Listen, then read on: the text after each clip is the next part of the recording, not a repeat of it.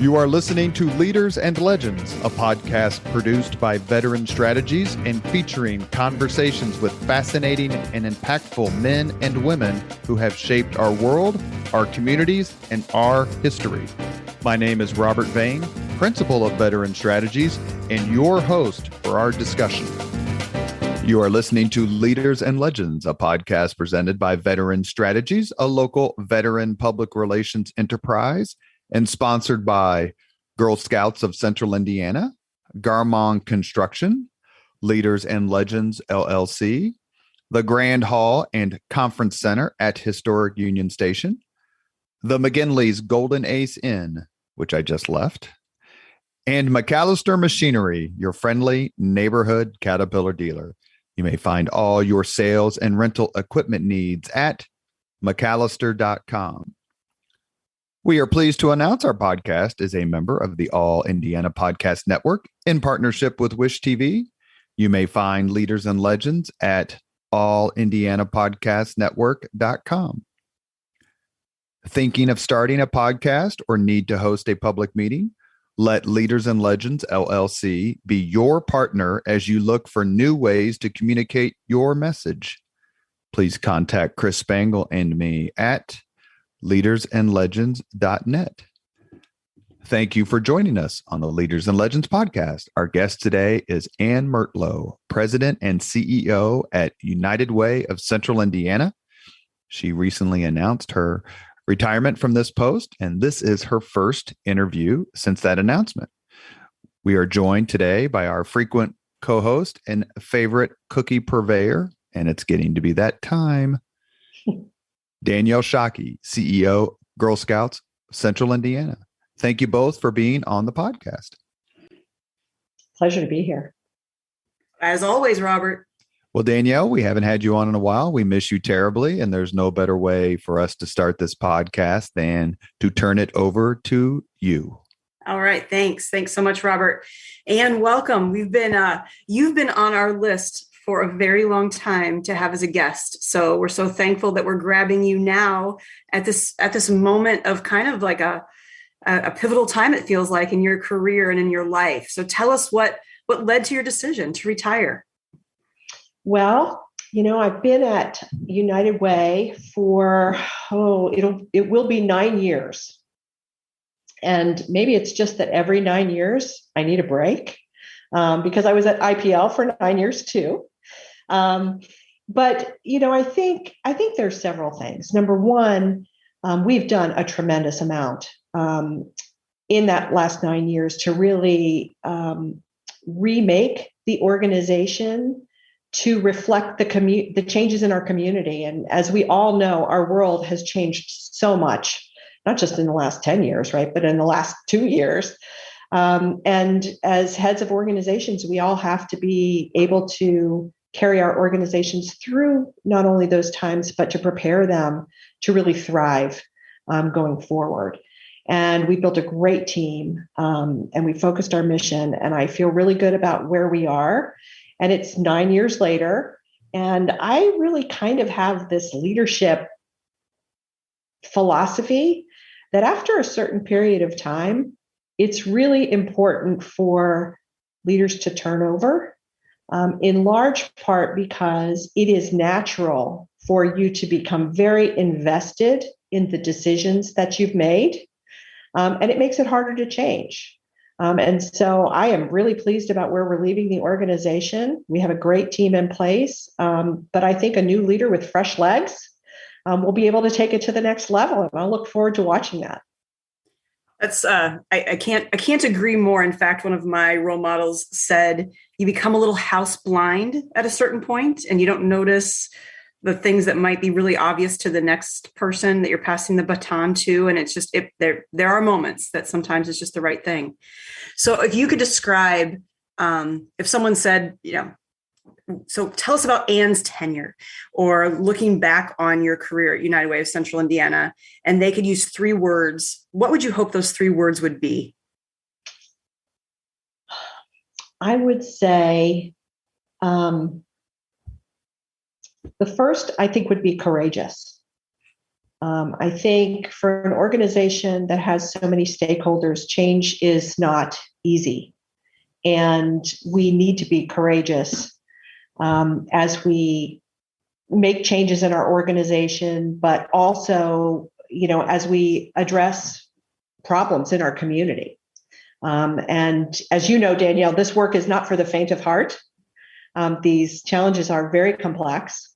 And we need to have the courage to weigh into them in ways that are different and hard. And we have to have the patience to be able to see them through because change isn't made overnight. I would like to say compassionate also. I think to be in this work, you have to have compassion for people. You have to have empathy for people. But you also have to weigh that against the things that you need to do and the changes that you need to make to really make a difference. I believe in data. I'm an engineer by nature. So I really believe in understanding what's behind problems in our community and what the data shows about what solutions should work. And then, really using the data to inform your strategies going forward. I'm not afraid to try new things and to fail. We need to know what works and what doesn't work so we can scale what works and change direction when we find something that's just not working like we thought it would. Very good. What about, so where are you going next? So I know it says retirement, but does it really mean retirement? Off air, you said a word that I think is a phenomenal word, that you're always kind of looking for that next and particularly opportunity, which maybe that's challenge. And I don't know, that word might mean something else to somebody else. So I'd love to know what you mean by that phrase. And is that foreshadowing that this isn't meaning you're just going to be golfing 9 rounds every day for the next number of years? Yeah. Well, as Robert and I were talking about before we started the podcast, I do not golf. I'm not too terribly confident in my ability to really ever be good at golf. So there are lots of things I want to do, though. And I would say, let me say, first of all, that retirement, I don't even know what the word means anymore, right? Because it doesn't mean what it did before. I have visions of older relatives from my childhood who, for whom retirement meant, retiring to your lazy boy, turning on the TV and having a scotch in your hand, right? That's not retirement anymore. It's a different kind of engagement. I will always stay physically and intellectually active.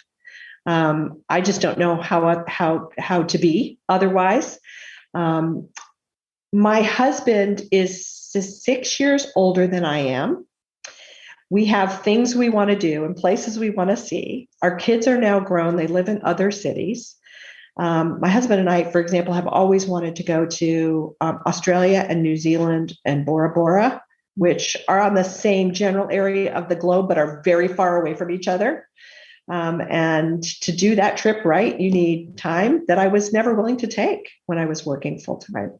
So there's adventures we want to have, places we want to go, books I want to read. But at the same time, I will stay engaged on my corporate board. So I'm on 2 corporate boards, 2 public company boards right now. I probably will pick up another one at some point in the future.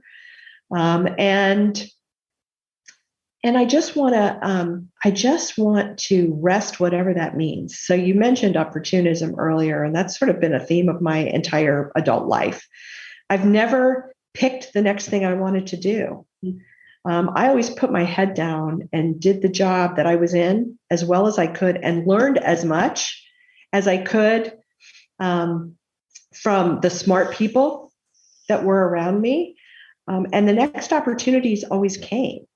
And then I was only limited by my willingness and my courage, essentially, to step into those opportunities and bet on what I could make them.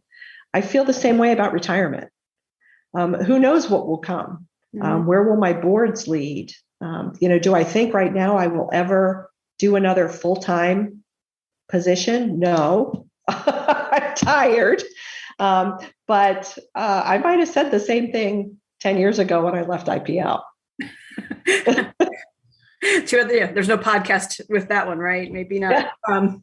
So Robert, I have tons of questions about just the work at United Way and so forth, but do you want to add any thoughts here to just really the celebration of this next phase for Anne, and any questions here? No, I think you guys are doing a wonderful job. I can't talk about golf. Okay. My power's on, so IPL AES is doing a great job today. No, it's interesting because one of the questions that I have written down, and maybe this is a perfect segue for you guys to talk about this together, is I was planning to ask, and who do you admire in the nonprofit world? Who do you look at and go, this organization, this leader, this coalition is doing it right? That's a really good question. I'm just going to tell you the first thing that came to my mind, and it's not somebody who's in nonprofit really anymore, but it's Jim Morris. Because Jim Morris has done so much, both from a business standpoint and from a philanthropic standpoint. I mean, he's the perfect combination of compassion and empathy and intellect and drive and courage and opportunism. I think he would probably agree with me on that, to come together and bring all of his experiences to some really challenging problems that our world faces, like world hunger, for example, right? I think he's just an amazing person, amazing business person, amazing philanthropist, amazing human being that I have always admired. And he's always been a great friend and mentor and supporter of mine. So I can't thank him enough for that. So irony, that was the first person that came to my mind as well. And I know you didn't ask me the question, Robert, but that's exactly who I thought of when I think about, you said world hunger, right? I was thinking of also then his local impact. Mm-hmm. And there's not a thing that he has suggested where I feel like he said, this thing, if we could fix this in our community, Indianapolis, Indiana, the world would be a better place. And then he doesn't make it happen. And I just think that, like, that is inspiring. That's awe-inspiring. So I can't agree more. So I don't want to assume, Anne, that our listeners fully understand the construct of United Way. I think it's similar to Girl Scouts. I think people have a thing they think it is, just like, that we're cookies and crafts and, it's all we ever do. So because I want to ask you some questions about kind of your legacy is the right word, but you also said, you want to reflect, that you probably don't have a lot of reflection yet, but I do want to ask you some things about what you're proud of and where you see United Way heading, because it is such a vital component of our community.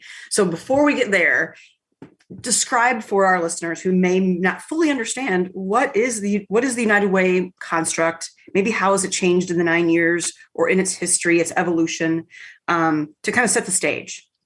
Sure. Well, let me start even a little further back from that. So United Way is a network of 1,800 locally governed organizations around the world. And 1,100 of those are in the US. And they range from tiny organizations that might have half a person working out of their basement to larger United Ways like ours that serve significant populations.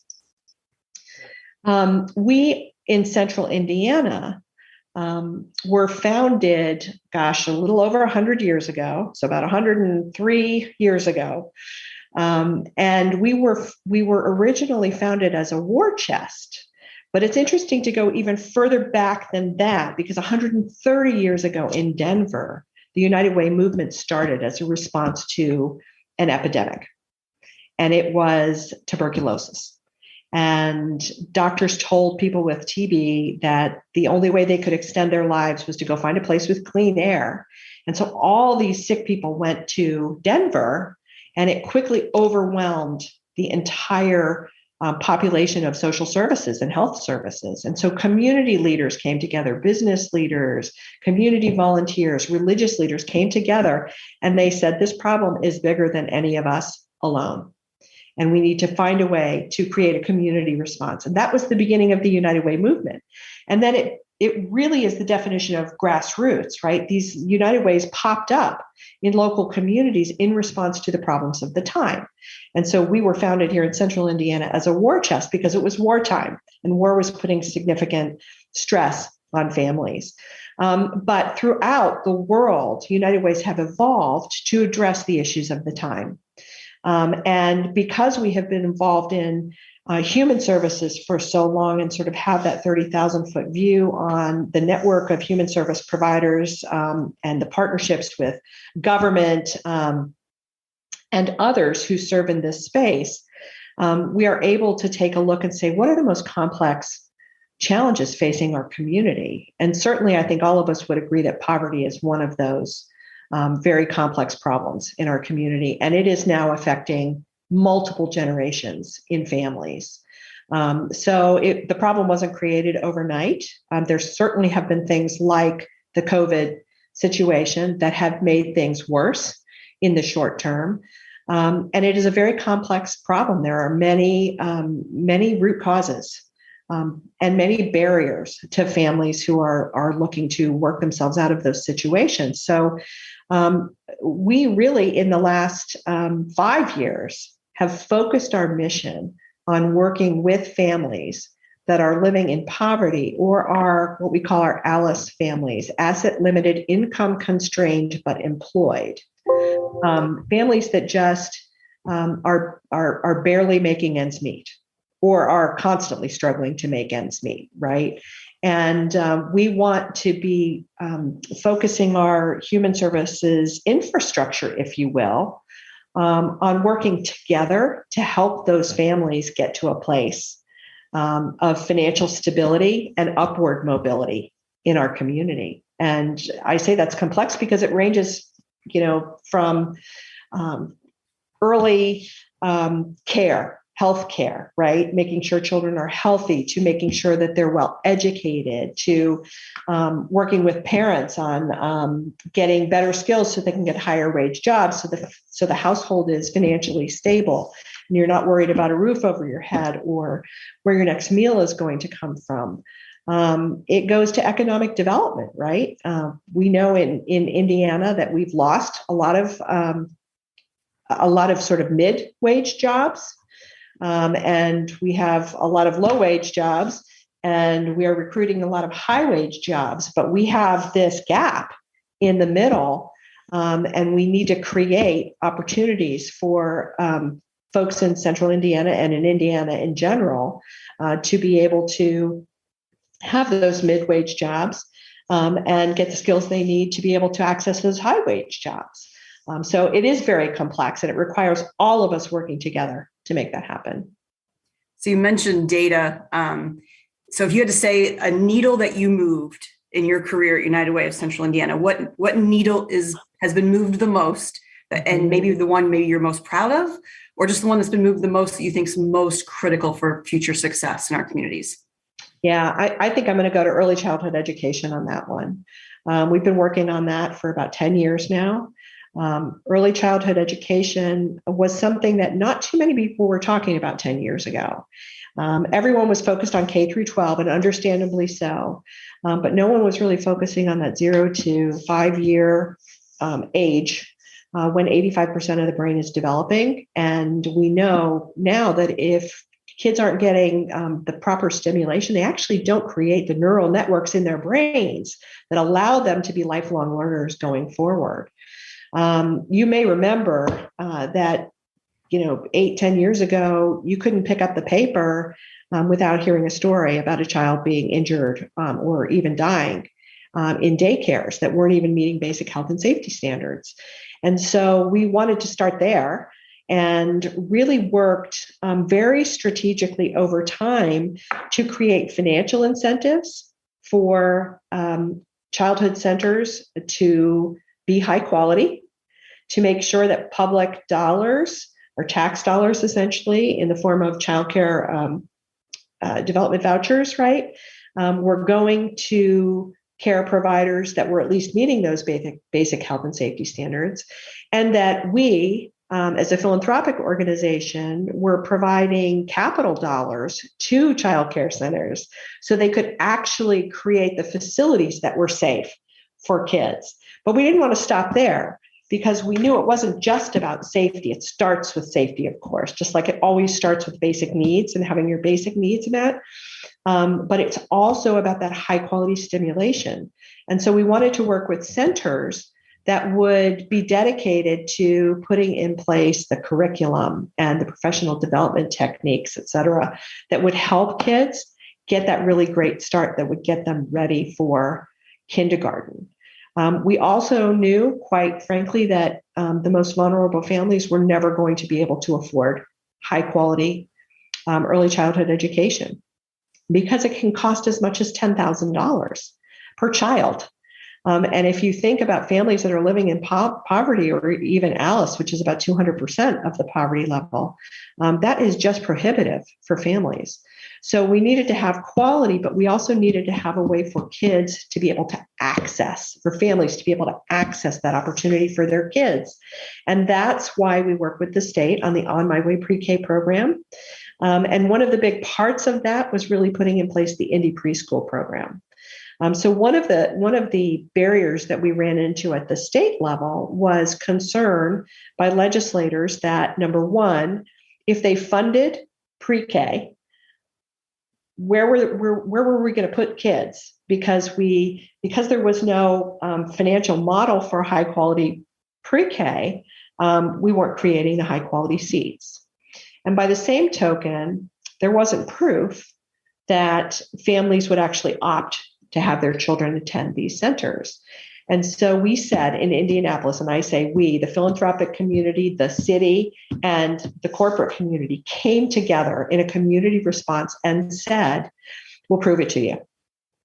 We'll create the Indie Preschool program, and we will show you that if we provide scholarships for these kids, that families will opt to have their children there, and that we can create the high quality seats to meet that demand. And we did that. And we also said to the state at the time that we were going to do this for 5 years, and it was going to go away after 5 years. And the reason it was going to go away after 5 years was because it was the state's responsibility to provide high quality education. And we would expect the state to pick that up afterwards, which they did. So all the high quality seats that we created in Marion County are now being funded through the On My Way Pre-K program. They're memorialized in Marion County. We started it with On My Way Pre-K with 5 counties, and now all counties in Indiana have access to high quality pre-K, but not all kids have access to high quality pre-K yet. We still have work to do, and we'll continue to stay on that mission. I love it. Absolutely love it. So my next question is similar, but your career has spanned finance, energy, education, nonprofit, probably some things I don't even know. So my question is, if you could remove all barriers and constraints and thinking about all the places you've worked and seen and done, what project would you want to work on? Oh my gosh, what project would I want to work on? I have real passion for education, I have to say. And that's one of the reasons I've been on the board of the Mind Trust for a long time too. I just think that opportunity starts with education and experiences. And the more educated you are and the more access you have to things that are outside of your prior experience, the more choices you have. It's really about choices in life. And so I said I've always been an opportunist, and I've been able to be an opportunist because I've been very open to all of those experiences, and I have the benefit of a high quality education. I really think we need to be providing all our kids with a high quality education. I have just such a passion for that. So that would be the issue that I would work on. And I would do it in any way other than running for public office. Oh, that was my next question. No. Will you please run for it? No. Actually, like on all serious note, did you ever consider running for public office? No. No, no. I just don't think I am smooth enough. I don't know if that's the right word. I think I'm articulate enough, but I also am pretty direct. I say what I see, and I go after problems, and sometimes that can make me fairly unpopular, and that's okay with me. But I'm not sure that works all that well in the political realm. Yeah. Robert, what do you think? You're the political guy. I think sometimes directness can place for sure. Well, it depends on if you have a good PR person. Isn't that the truth? Where's Finnig? We need him on this conversation for sure. He's with me at United Way. I know. That's why I'm saying where's Finnig? We need him in this conversation. One of the things that's so good that we've learned, quite frankly, and then I'll let Danielle get back to asking a few questions, is one of the things that you learn when you're involved in the Indianapolis world from government or corporate or nonprofit is how well almost everyone, if not everyone, works together.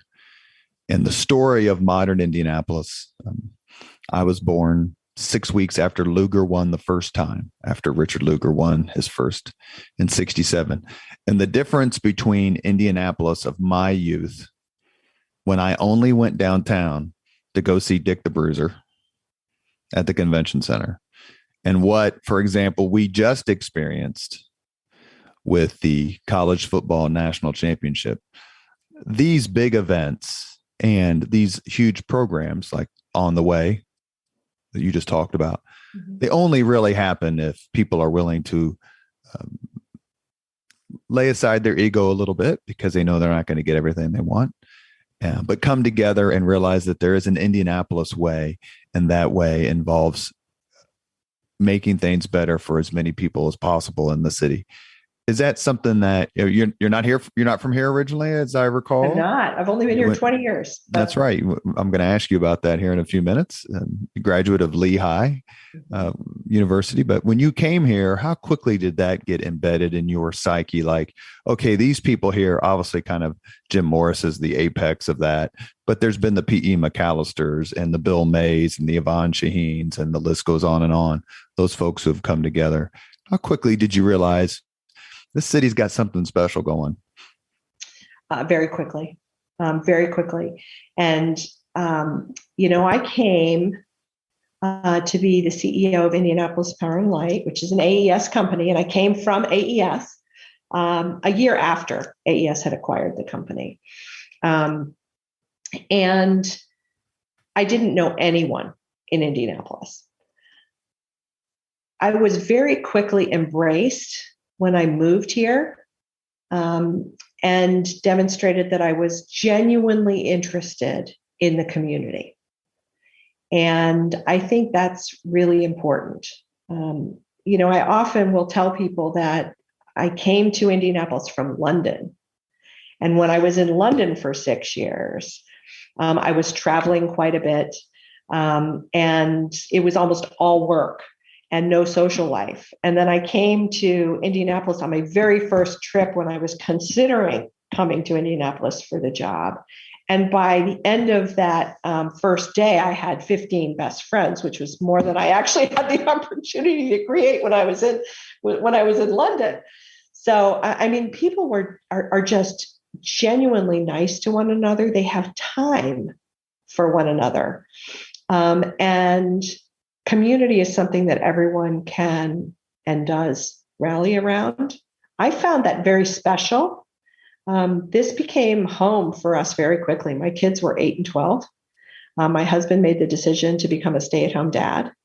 And this became home very quickly. So I felt like a Hoosier for a really long time. Now, 20 years later, I've lived here longer than I've lived anywhere else. I think that's the thing that we should be known for. And it's still the best kept secret, in my view, from people who have never been here.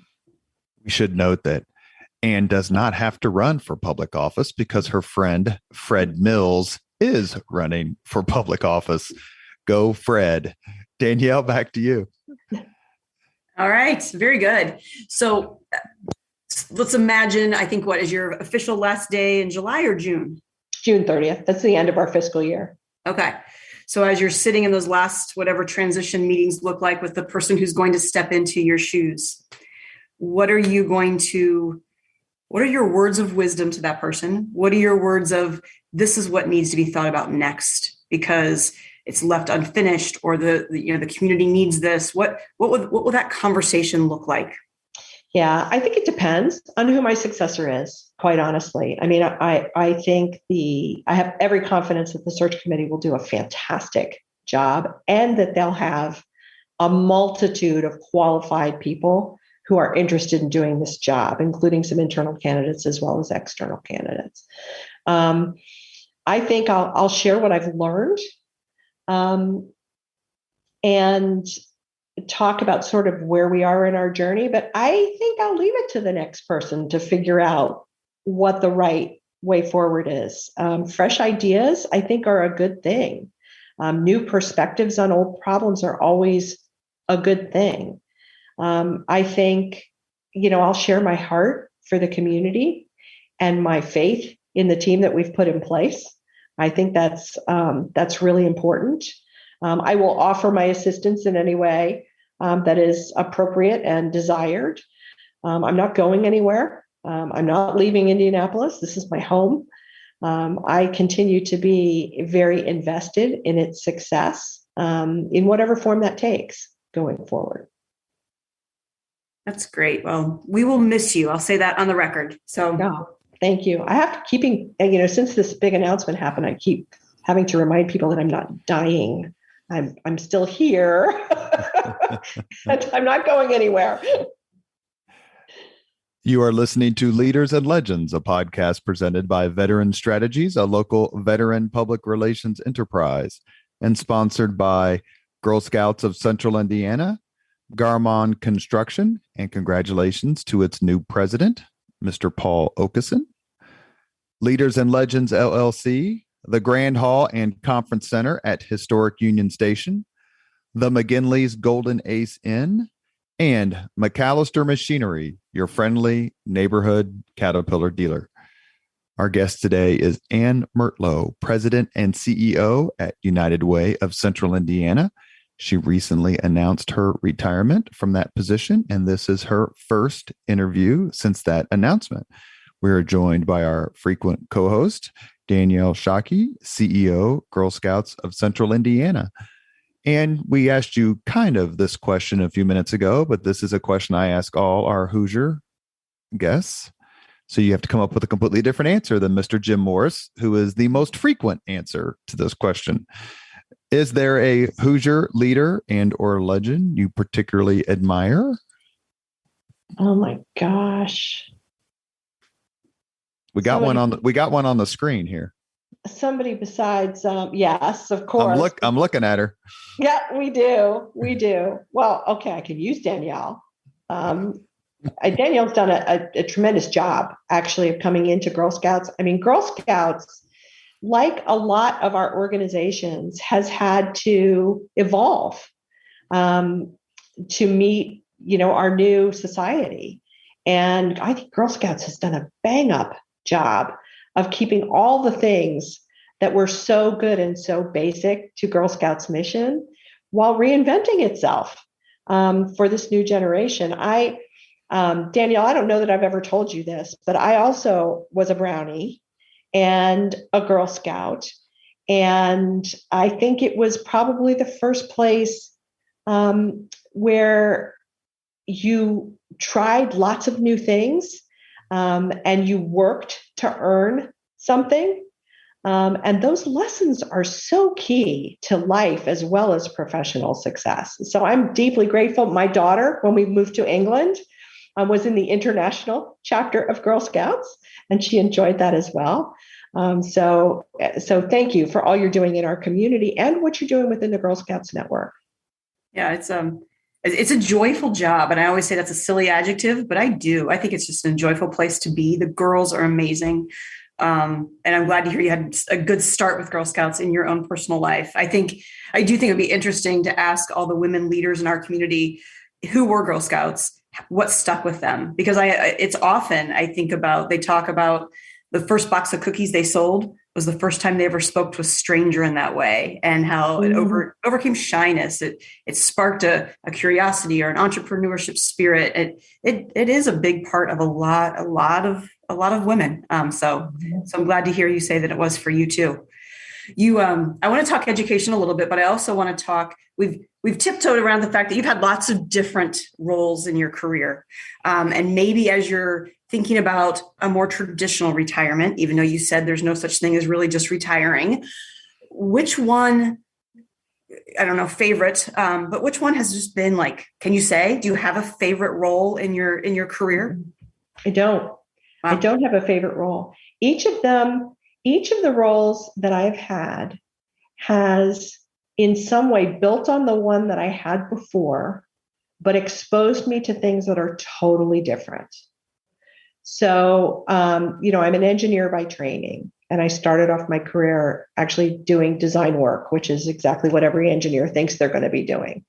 But then when I went to AES, they were just hiring smart people that could learn new things and could figure out how to do things. And so that gave me a whole new opportunity to learn things I'd never done before and gain confidence in my ability to do those things. I didn't have any business training. I learned business on the job from people who were willing to teach me and give me experiences and trial and error and all of that. When I came to United Way from the utility industry, one of the things I thought that really crossed over was they were both 100-year-old organizations. And there are things that come with 100-year-old organizations, good things, and some pretty entrenched things that need to change. And so I brought that experience to United Way, but I really didn't know the human services sector. So I'm always looking to somehow leverage the skills that I've been fortunate enough to gain over the course of my lifetime, but also to learn something really new and challenging. That's just what jazzes me. So which career step challenged you, that like stretched you the most, where you thought, this might not be the right one because this is a lot of learning curve? The very first change I made, which was I went from Bechtel Power Corporation, one of the largest constructors and designers of infrastructure around the world, and that division was doing power plants. And then I went to AES. I was recruited to AES, and it was a startup company at the time. There was no structure. So I went from a company that had a ton of structure and to a company that had no structure because it was a startup company and no money, and you just had to figure it out. And after, the first 6 months, I didn't know if I was going to make it. I really didn't know if I was going to make it. I didn't know if I could operate without those boundaries being clear. And instead, what ended up happening was I became addicted to being able to create my own destiny, being in control, really having more control over what I did and creating new opportunities and having access to all these people who were so smart and could see opportunities for me that I couldn't see in myself. So once I got out of my own head, the world was my oyster. And I talk to young women about this all the time. Don't be afraid to jump in because you don't have to be ready. You just have to be willing. Yeah. Amen. Absolutely. So in this kind of theme, if you could talk to your 18-year-old self is a question I often ask, right? But now I want to say, if you could talk to your 18-year-old self, what would you say? But if you could talk to your 40-year-old self, what would those two conversations be like? Because I think now, gosh, I still have so much to learn, and I'm not even 50 yet. So I don't know. My 18-year-old self was just foolish. So anyhow, 18 and 40-year-old self, what would you say? I think so. If what would I say to myself now? If I was 40, Yep. I would say, spend more time nurturing your relationships. And that may sound funny because when I was 40 when I came to Indianapolis, and that's when I became the CEO of what is now AES Indiana. But I think I always was so dedicated to my career and my family, because I had a young family, that I never nurtured my other relationships. And I wish I had done that. I actually wish I had done that earlier. When I came to Indianapolis, I met all kinds of wonderful women. And I met them through business. So we had shared experiences. Many of us were in the same life stage, as well as career stage. And because of the size of Indianapolis, they became friends very quickly. I love to say in Indianapolis, it's so easy to integrate your business life and your philanthropic life and your personal life just because the size of the community is perfect. Not too small, but perfectly small.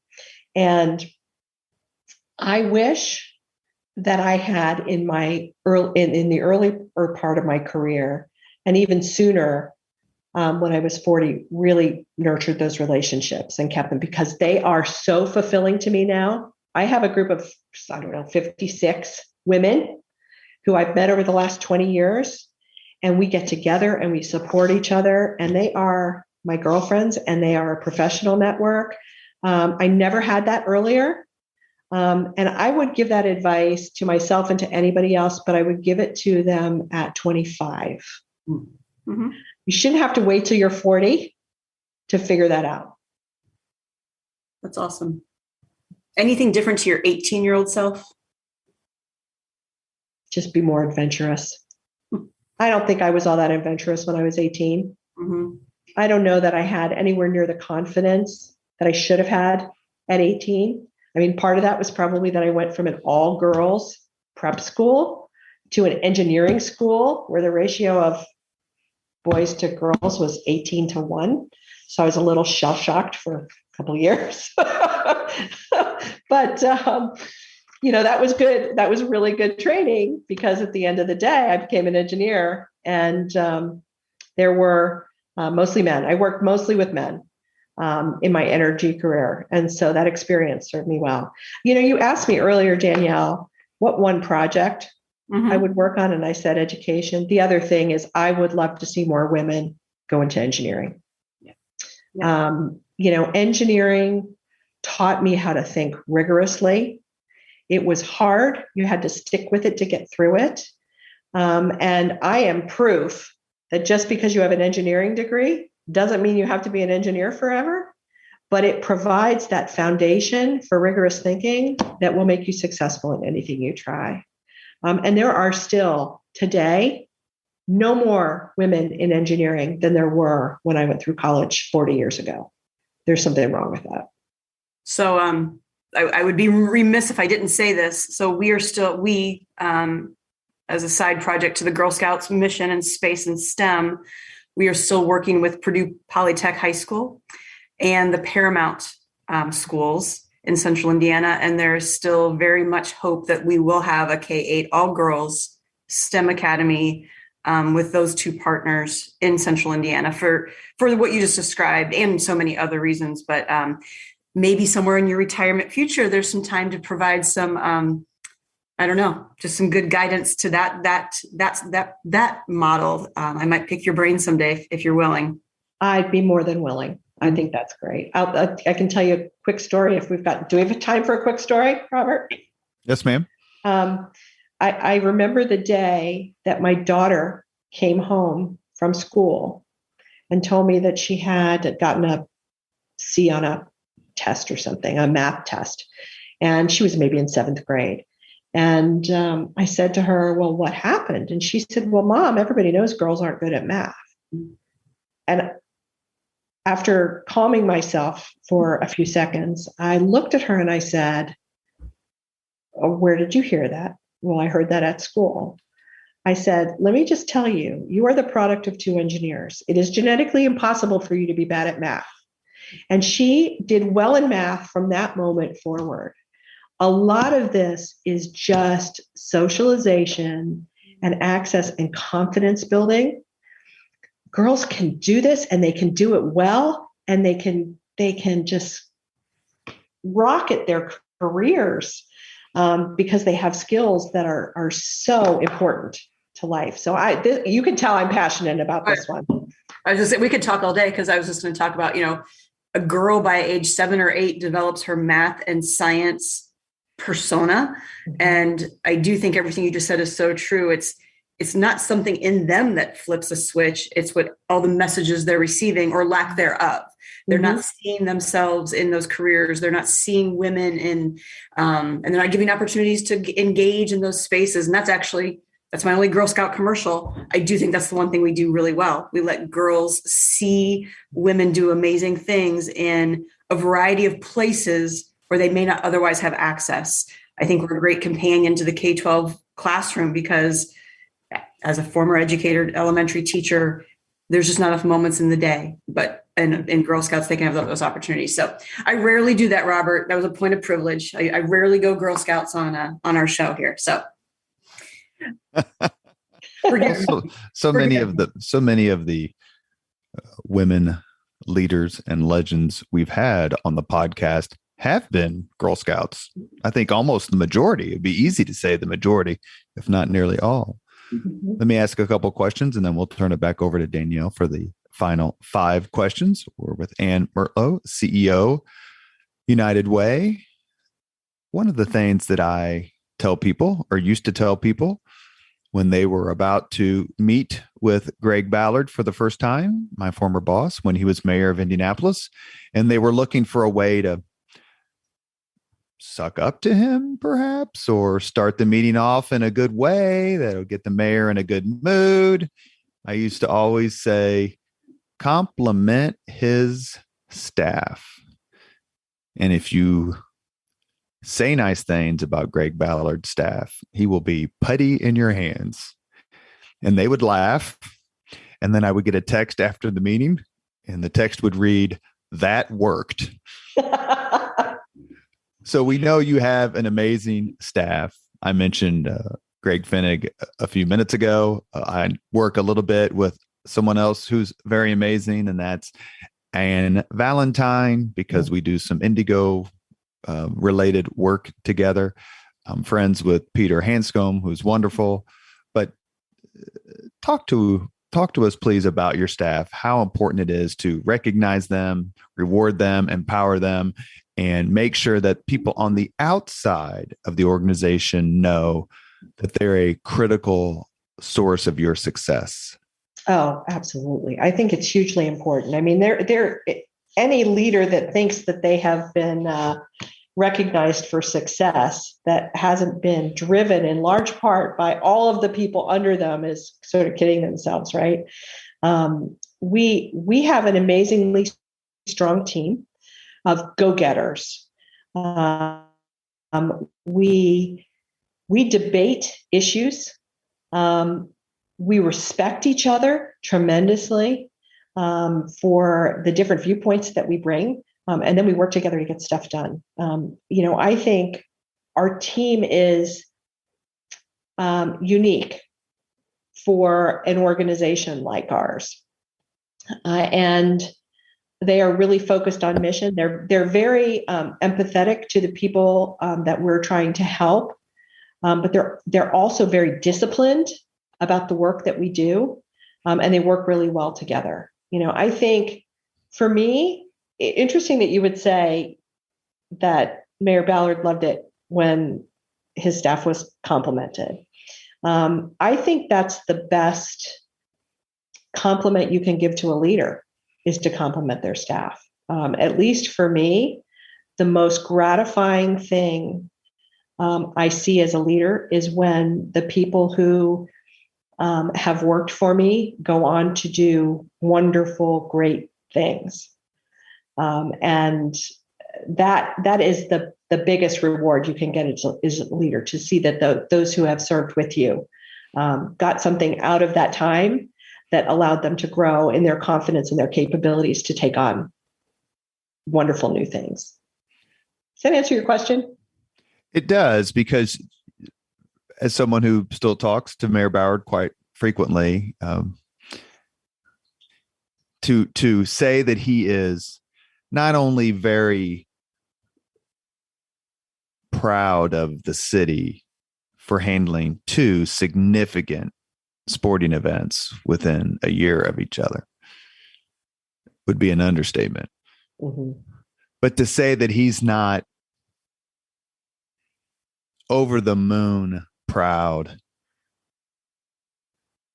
of Ryan Vaughn, Mm-hmm. one of his former chiefs of staff who is running the Indiana Sports Corp, would be, I couldn't quantify how much of an understatement that would be. You have had people who you've mentored, people who have worked for you, go on to do great things. How much pride is that? Not self-pride, but you know how hard they worked, you know how hard they struggled, you know how important it was for them to move on, to be recognized, to be a contributor to the Indianapolis community. You know, when you read an article or you're at a luncheon and you see someone who used to mentor or boss, for lack of a better term, and now he or she is doing it on their own, what are you thinking? I have a sense of pride. It's almost like the pride that I have in my children when I watch them, right? I mean, it's a love and a pride. It's like go get them. And I hear from those people. I don't hear from them all the time, but some of the best moments, and you have the opportunity to get those best moments in times like this when people are contacting you and you may not have talked to them for a while. You find out how maybe you had a really strong part in making that happen. And they're not always things that you think. You know, they'll recount stories about a time when they weren't confident in doing something, but you said just the right thing. And that was a turning point. I can remember times in my career when people did that for me. And it just totally changed the way I thought about what I could achieve. So as a leader, that's, in my view, legacies are not about brick and mortar. For me, legacies are about the people that you've touched, that you've helped reach their potential to go on and do great things, because that's exponential, right? Because it just grows. And the potential from that is so significant. So the most gratifying thing for me is seeing people that have worked with me, or that I've mentored, or even that I've spoken, to in a group that I never knew took something away from what I said, and it meant something to them, that essentially learned from my experience that I was able to share. When you head an organization like the United Way, sometimes you have to say no. How difficult is that? It depends on what the no is for, I would say. I mean, you're dedicated to helping people. You're dedicated to making the community better, but you just can't do everything. You can't do everything. Every once in a while, you just have to either say no, or you say no, but one of the two. And is that what you think about when you're driving home? Like, maybe there was another way I could have been helpful. Because you, in public service, when you work in the mayor's office, that happens quite a bit. And that was my experience. You want to say yes to almost everything, but some things you just can't say yes to for whatever reason. But right. that's almost, it's somewhat political. It's obviously mostly governmental, but for you, for your mission, for your personality, for your soul and your heart and what you want to do and help, how difficult is it when you're just like, I can't figure out how to help X? Yeah. I think it's always hard to say no, but you have to do it, right? There's always more you could do in any circumstance. And so you just have to analyze the situation and figure out what the best outcome is. And then I think the no is tempered by the ability to explain the why. This is what we had to weigh. This is what we decided at the end of the day. But I also am a big believer in revisiting decisions. So if things change, then you should be willing to change with them. I don't think I'm the smartest person in the room. I never have. I work hard. I take as much information as I can, but I also will revisit and listen to argument. So you can change direction if it makes sense. We have reached the point in the Leaders and Legends podcast where we ask the same 5 questions of all of our guests. Our guest today is Ann Murtlow, President and CEO at United Way of Central Indiana. Our co-host is the lovely and talented and amazing Danielle Shockey, CEO, Girl Scouts of Central Indiana. Danielle, as usual, the 5 questions are on you. All right. Well, first of all he really wants is another box of Samoas with all those. No. Boxes. Yeah, right. And so, Robert, I actually want to preempt it with a first of my own, and then I'm going to do your 5. Okay. Yes, ma'am. All right. So the mission of Girl Scouts is to build girls of courage, confidence, and character who make the world a better place. What tip would you leave, or what tip do you have for the listeners for how they can make the world a better place? Be aware of what's happening around you. It's so easy for us to stay in a bubble. And I think many of the challenges in our community are invisible to many of us. So I think we have to have our eyes open, and we need to marry our passions with our ability to get engaged. And I think those 2 things can really make a difference. There are ways to engage in this community, and our community will embrace you in doing so. We want your time, talent, and treasure. Girl Scouts does, United Way does, the city of Indianapolis does. So don't be afraid to get involved. Learn about what's happening in your community. Bring your skills and gifts and natural talents to the table, and join the team to make our community a stronger place. Thanks. And thanks, Robert, for letting me have that final last question. And now the 5 Leaders and Legends questions. First and foremost, what was your first job?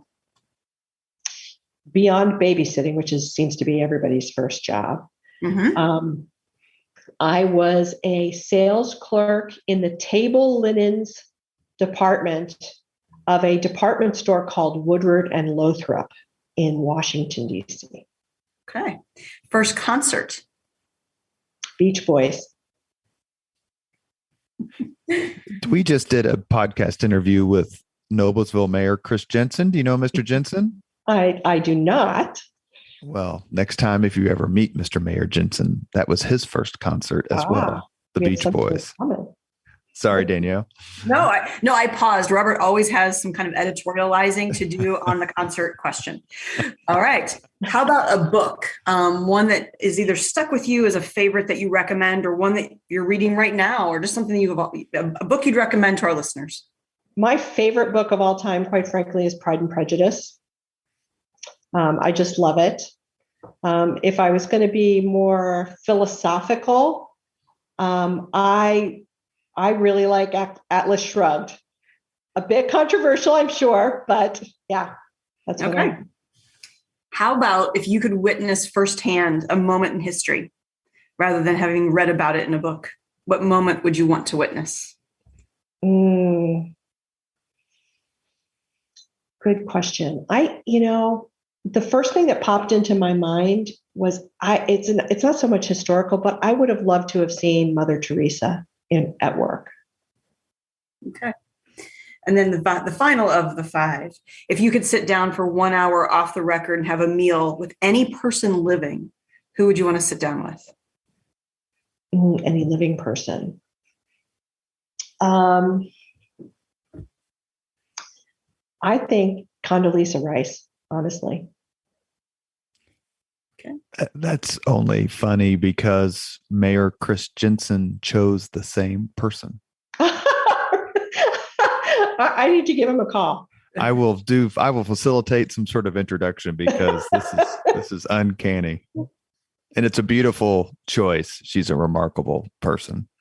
There you go. I wonder if there's some link between Condoleezza Rice and Beach Boys. I wonder if that was her first concert. Maybe she dated John Stamos in a perfect. Oh, maybe.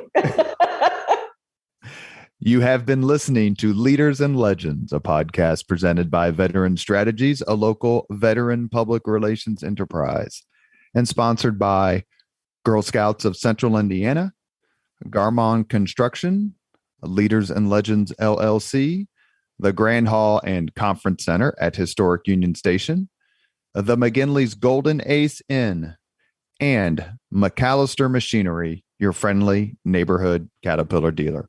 Our guest today has been Ann Murtlow, President and CEO at United Way of Central Indiana. And our guest host has been Danielle Shockey, CEO, Girl Scouts of Central Indiana. Ann, thank you so much for your time today, and congratulations on whatever form of retirement you choose to implement. We wish you the best, and thank you so much, not only for coming to Indianapolis, but for all that you did while you were in our city. We are very grateful. Thank you for having me. Thank you very much for listening to Leaders and Legends, brought to you by Veteran Strategies Incorporated. If you want to contact us about this program or our menu of public relations services, please send us an email at robert@veteranstrategies.com. That's robert@veteranstrategies.com.